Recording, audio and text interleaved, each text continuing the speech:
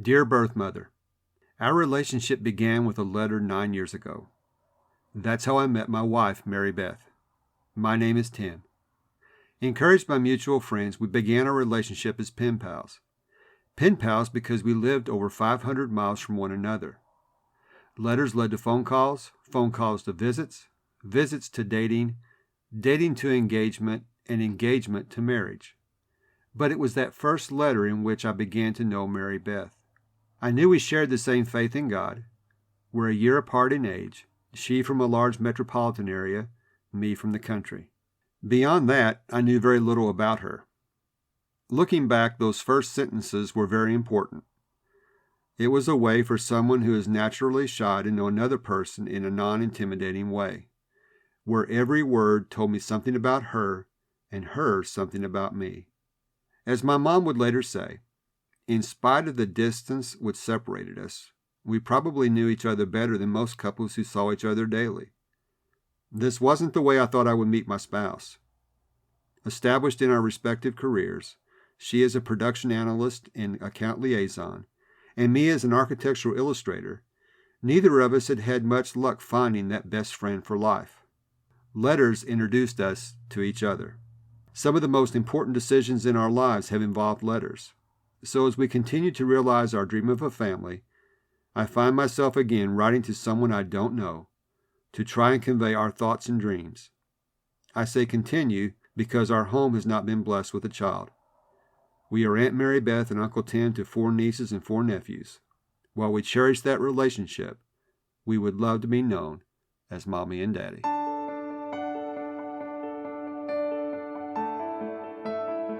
Did you finally realize your dream of having a family only to have your happily ever after turn into a nightmare? Do you find yourself up late at night wondering why nothing you try as a parent is working? Are you searching for adoption resources and a support team but can't find any? Hi neighbor, welcome to Anchors of Encouragement. I'm Tim Maudlin, husband, adoptive parent, Bible class teacher, and ambassador of encouragement. I too felt the joy of having a family of my own. I wish we could be like other adoptive families. I knew we were doing our best, but nothing seemed to work. I kept asking myself, why is this happening to us? Life can be tough. Storms in life are inevitable. In Anchors of Encouragement, my mission is to throw adoptive parents a lifeline and be your anchor, to offer biblical mindset support and provide stability when life gets unstable. If you're ready for real and raw talk that leads to peace beyond comprehension, so you not only survive but thrive in life's storms, this podcast is for you.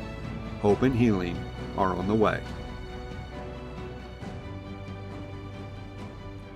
Hi neighbor, welcome to another episode of Anchors of Encouragement. As I look back on my life, some of the most significant things that have happened to me began with a handwritten letter. Today I want to share with you 5 different stories, all paralleled with events that were affected by letters. You've heard part of the first story when I read from what we call our birth mother letter. It was a letter my wife Mary Beth and I wrote to prospective birth mothers as a way for them to learn more about us. I'll share more about how that letter came to be in just a moment. Letters were also the way that I got to meet and introduce myself to my wife. Several years ago, a friend called me out of the blue and said he knew of a young lady in New York he wanted me to meet. I thought he was crazy. Why would someone from Indiana go to New York to meet someone? And when I heard from her later, she said, why would I go from New York to Indiana to meet a guy? But I decided I could always use a friend. So I asked the person who was suggesting this, get her address, and I'll write her a letter. I'm naturally shy. So what I did in the letter was tell a story about myself. It was something that was rather embarrassing, but I hoped by telling it to her, she would learn that I had a sense of humor and that I could laugh at myself. I guess it worked. We've been married over 30 years. After years of infertility, my wife Mary Beth and I decided to pursue adoption. A letter played a big part in our adoption plan. When we met with our lawyer, he said, one of the things you're going to need to do is write a Dear Birth Mother letter. I read part of that in the introduction, but at the time, I didn't really understand it. He said that is a very non-threatening way for you to introduce yourself to a prospective birth mother. It's a way for her to learn more about you and decide whether she even wants to meet you. So we got our heads together and wrote our letter. I decided early on this letter was going to be handwritten. And it was going to be handwritten for a reason. I wanted our letter to stand out. We were shown some copies of sample birth letters. They were on nice paper and they were all typed. There was nothing that really stood out one from another. And I wanted our letter to stand out.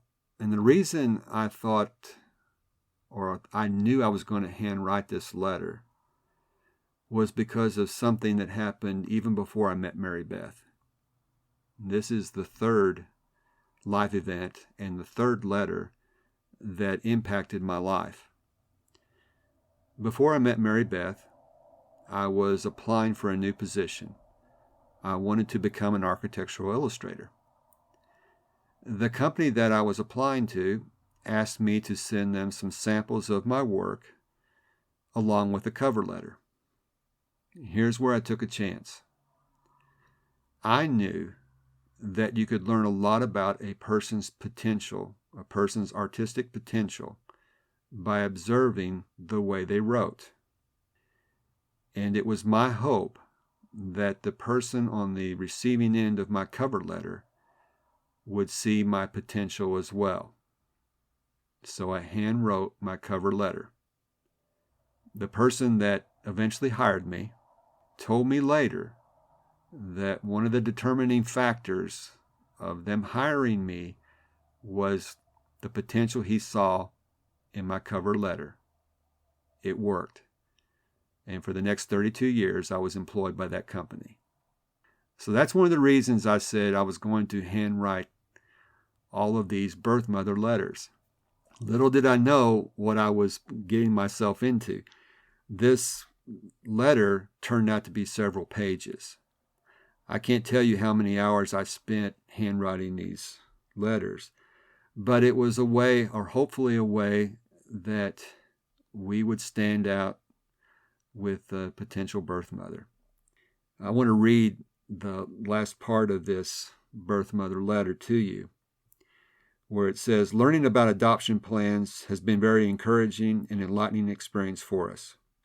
While we can't and don't pretend to understand the range of emotions you're experiencing, both Mary Beth and I feel that you are very brave in considering adoption for your child. Thank you for taking the time to learn a little bit about us. It is our prayer, regardless of whether we are chosen, that God will grant you wisdom and courage as you consider your future. With warmest regards, Tim and Mary Beth." Whether our birth mother saw this letter or not, I don't know for sure. I know she answered an ad in the paper. It was just, if you will, this was my way to try to do what we could to stand out and be selected. Again, I don't know if she ever saw it or not. I know at least in the attorney's office, it became known as the Maudlin letter. I guess they kept one and used it as samples for other potential adoptive couples, which was kind of cool. Anyway, that gets me to the next letter. 17 years later, after our son Johnny was adopted by us. And I've talked about this so much on the show, is when he went into residential treatment. A letter played a big part in his treatment. Now, I haven't called it writing letters previously, but in essence, that's what he was doing. You can hear about this in episode 1, and then episode 47, we talk about this. But during his letter writing process, which I've been calling journaling, but if you want to talk about it in its basic concept, it is letter writing. He was writing letters to himself. In the process of writing letters to himself, He was learning how to like himself for the first time in his life. I've shared the quote with you numerous times. I want to share it again. You can think a feeling, you can speak a feeling, but if you want to touch a feeling, you need to write. Through letter writing, he was touching feelings that he couldn't even put words to, and he was learning to like himself. It worked, and it works. And because I discovered it works, I want to go to the fifth and final letter and the event that has affected me in my life, because it's affected me personally. All these other things have affected me in different ways, but I have taken upon myself as a daily practice to write letters to myself in my daily journaling. I'm learning a lot about myself through this process. In fact, the idea for this episode came from one of those letter writing sessions. I decided maybe it's something I should talk about. And maybe by talking about journaling as writing letters, it would seem less threatening and maybe more doable for you, that I'm trying to encourage you to do this as a practice yourself. In fact, this was even the idea that came about for episode 68, where I encourage you to write a letter to your mother. The same process, using prompts, writing a letter. It's journaling. Letter writing or journaling, either one. Let's get to your daily doable and wrap this episode up. I want to encourage you to write a letter to yourself today. You will learn so much about yourself by going through this process. It is journaling, don't get me wrong, but think about it as writing a letter to yourself.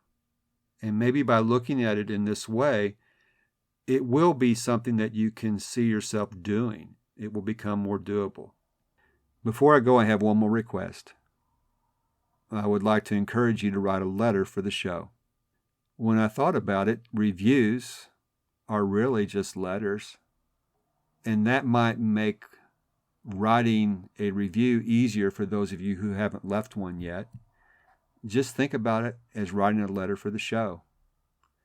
It will not only bless me, but it will bless those who haven't heard the podcast yet, because the more reviews or letters the show gets, the more popular it becomes and the broader the audience it will reach. So if you haven't done so yet, I would ask you to consider taking a few minutes and just writing a letter for the show. That's all again for this episode. Thank you so much for joining me. Until next time, this is Tim, encouraging you to do what you can now.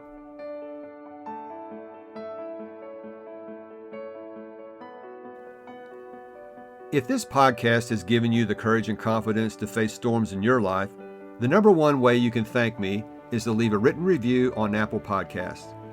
Tell a friend about the show. Take a screenshot of this episode and share it in your Instagram stories and tag me at Tim Maudlin. You can also connect with me in my Facebook group, Anchors of Encouragement. So until next time, this is Tim encouraging you to do what you can now.